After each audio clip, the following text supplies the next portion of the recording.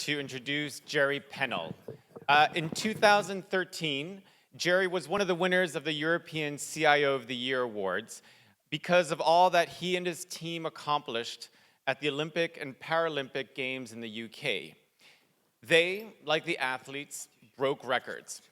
For example, they enabled for the first time real-time results to be delivered from all sports to the web, and they did so without any errors in terms of the data that was delivered and without any system failures. That is just amazing.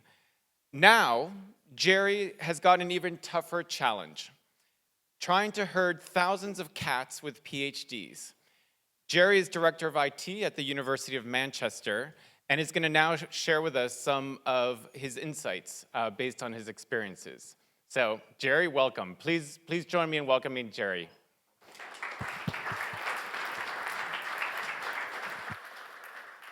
Okay, thanks, Nils. Good afternoon, everybody. Where to start? Thanks for that intro, but I'll just give a slightly broader introduction to my career, because what I really want to do, building on some of the things Martin said, is talk about a bit more some of the practical challenges involved for technology in enabling business transformation. So I've been really lucky in my career in that I've always managed to turn up in a sector just as something significant is about to change. I actually started in software development in the defense industry at the time that smart weapons were coming in, which really changed the way warfare is now conducted, and that's back in the 80s.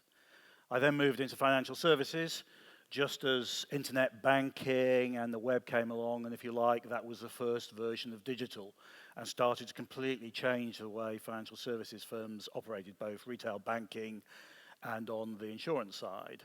And then I've done a couple of major sports events, Commonwealth Games in Manchester in 2002, and then, of course, the Olympics, where indeed 2012, handling the pressures of consumerization, the digital expectations of consumers, the arrival of the smartphone was very much what we had to face into. And now, as Niels has mentioned, I've now moved into education, which I was happy to see on Martin's chart as one of those areas that's going to be subject to an amount of digital disruption, because that, of course, is why I am where I am.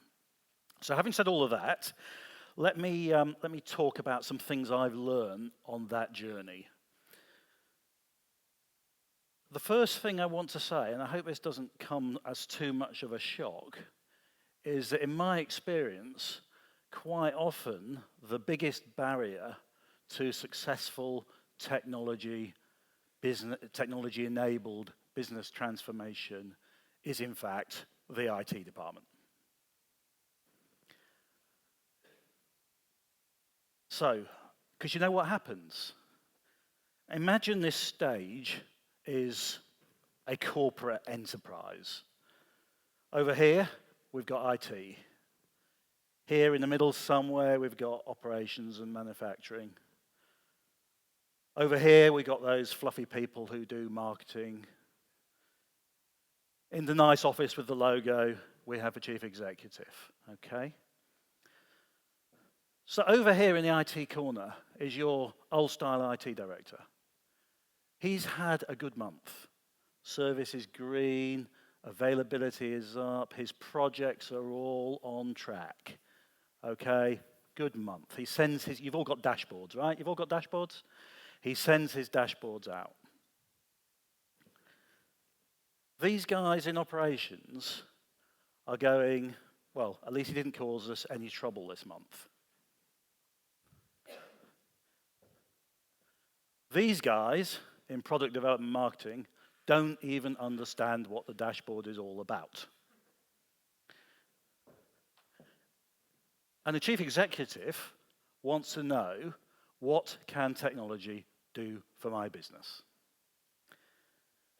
So my first learning point from having done about 5 CIO roles in different places is you've got to get out of the IT corner, because the IT perspective on the world is not necessarily the business perspective on the world. Managing IT is not the only job of the CIO. I've got 5 points because I've got 5 fingers. That was my first. My second is stop feeding the monster. What monster? That monster over there.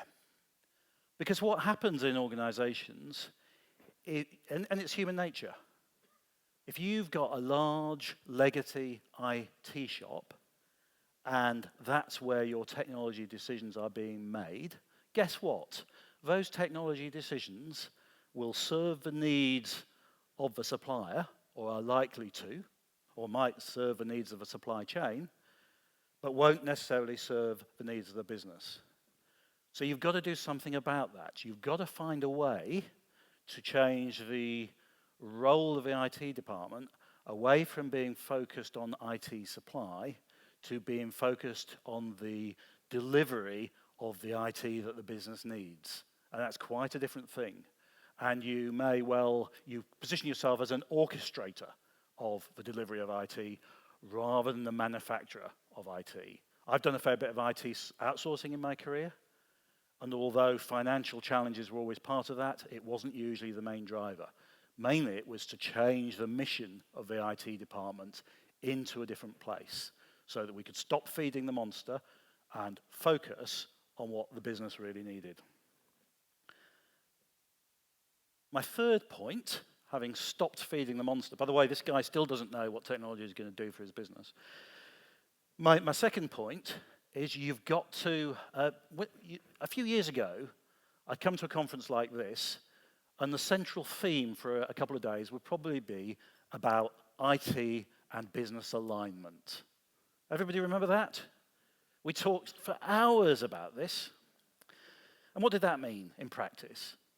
What it meant was these IT guys here with their projects would line them all up so that these guys here occupied, usually the operations people, usually occupied and most of the resource stack that you had, and these priorities matched with these priorities, and your projects lists were the same, and everyone was happy, right? Usually that meant all your resources were consumed in some vast ERP development that served to embed your processes in a way that was going to make it really hard to change. But never mind. That's what IT and business alignment was about. Meanwhile, these guys, by the way, these marketing and customer-facing guys, aren't usually in this picture at all. They're probably starting to do some interesting things. This guy's still saying, what can technology do for my business, especially if he's heard a presentation like Martin. So you've got to move beyond that. That world tends to get you into a fixed plan. It's all about control, it's all about metrics, it's all about measuring your projects. It's not about responding to change, it's typically not adaptable, it's typically not listening to the changing needs of the market that you're in. Take the Olympics, you sometimes read in the press, usually marketing material from some of our sponsors that talk about how we locked all the architecture down 2 years before the games and all the rest of it. It's complete nonsense. We were changing all kinds of things right up to the last minute because we had to, because that's what the situation we were in demanded. So you've got to move beyond IT and business alignment to something much more flexible and changeable. My fourth point really builds on that, which is to say, where do good ideas come from anyway? They probably, my experience, don't spring out of your IT department. Quite likely, they come from these people over here, who probably at this stage are busily cutting deals with all kinds of digital media agencies. Your typical IT person back over here is trying to crush shadow IT because it's dangerous, because there's security risks, it might not scale. We know all that. But you know what? You've got to embrace shadow IT. You've got to bring it in. In fact, you've got to bring in innovation and good ideas from wherever it might be. I'm not saying let chaos reign, but you've got to get it on the table, you've got to have a process for considering it, and you've got to be prepared to adapt your plan to take those ideas on board. Otherwise, these guys over here are going to go right round you and do their own thing. And the company won't get the best benefit that it needs from that. At this stage, the chief executive is probably thinking, these guys can see what technology can do for his business, and he's probably thinking that these guys are a bit of a challenge. And it's about now, my observation, that IT directors and CIOs tend to get fired. Okay. That's 1.4 now. We've embraced shadow IT. What's my point 5, and probably my key point? And it's this. I don't really believe in the concept of organizations having a digital leader.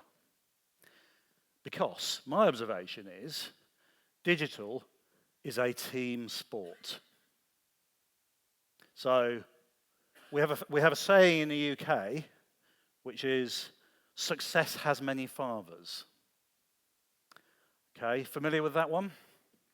And to use the example of the Olympics again, an awful lot of people have claimed credit for the fact that we were the first successful digitally enabled games, that we had all these mobile phone-based customers engaging with us in different ways, that the journalists got a completely different digital experience, and so on and so forth. So who were those people who claimed credit? Well, the chief executive, the comms and marketing people, the operations people, the results process people, and the technology people. And you know what? They were all right. Because the truth is, you can't transform a business to be a genuinely digital business unless you think about all of those different dimensions together. You do need to think about the strategy in an integrated way. You do need to think about the process as well as the technology. So for instance, take that results process. We couldn't have delivered results in near real time if the manual processes hadn't completely changed. You obviously need to think about the technology. And when all of those things come together and are put into an appropriately customer-friendly way, then you start to get a successful digital strategy and implementation. So that's my 5th point. Digital is a team sport. How am I doing on time? Well, 1 minute. So that allows me to go back to the beginning and say, I've had a bit of a downer on IT, haven't I? But I've been working in IT in all my life, and it's kind of not our fault. We were all brought up to try and manage risk out. Manage risk out. That meant stop change. Change is risky, right? We were all brought up to control things, run projects to time, quality, and budget. That's how we were brought up. But we have to shift to understand that delivering in this world is about balancing risk and benefit, about balancing the need for change and the need for control. And it's getting that balance right, not standing here in the IT corner, but working across the patch, is how a technology department or a CIO can enable successful business transformation. Thank you very much.